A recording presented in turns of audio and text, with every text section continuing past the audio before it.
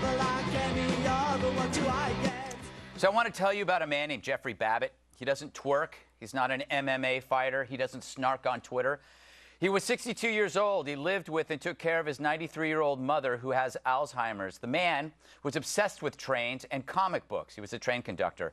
He probably was never cool, but most likely always harmless. His neighbors described him as gentle. Described, that's past tense. Yes, if you were to Google Jeffrey's name, you'd come up with only one hit, the one that killed him. LaShawn Martin, a cowardly fiend, claimed he was going to punch the first white guy he saw. Jeffrey ticked both those boxes. So he hit Jeffrey, a sweet old man caring for his mother.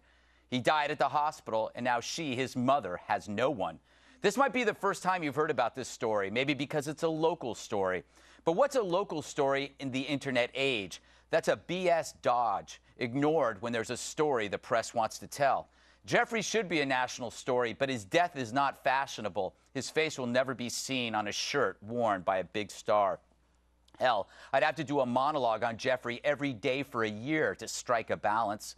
But his death is a reminder of evil and the cowardice that fuels it. Despite progress, we live in unforgiving chaos. The least we can do is condemn such acts, as well as the pathetic media concerned with evil that only fits their narrative. You want to talk about crime? Sure, let's talk about crime. But let's talk about all of it.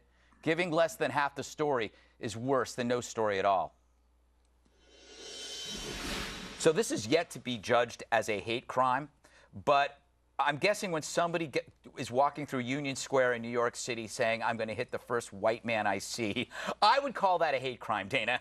And I would imagine that if anybody heard him, they probably just looked away and hoped that it would dissipate and that they wouldn't have to get involved. Yeah. Well, two people came to his aid, and he beat them up, too. Yeah, two people tried to jump in. But then again, you would think if someone stood up and said Allah Akbar with a gun and then blew away 13 or 14 people, depending on your perspective, you would probably call that a jihad as well, not a workplace violence. That's a good point. That's a good point.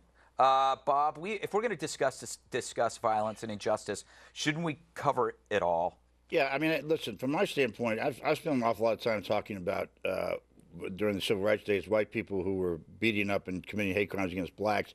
In this case, I think it's as very clear as you could possibly be. If somebody makes an announcement, I'm out here to kill a white person because I hate white people, and then he proceeds to do it, then there's absolutely no question that the definition of that is a hate crime. And I wish there's another example of when some people like Al Sharpton and others could stand up and say, this is just not acceptable. Good point. Andrea? Well, I have another example if they don't want to jump up to this one. Just today in the New York Post, there's a story about a bus rider in Manhattan who had his face bashed in, Greg, a white man by a black man who called him a cracker and then punched him in the face.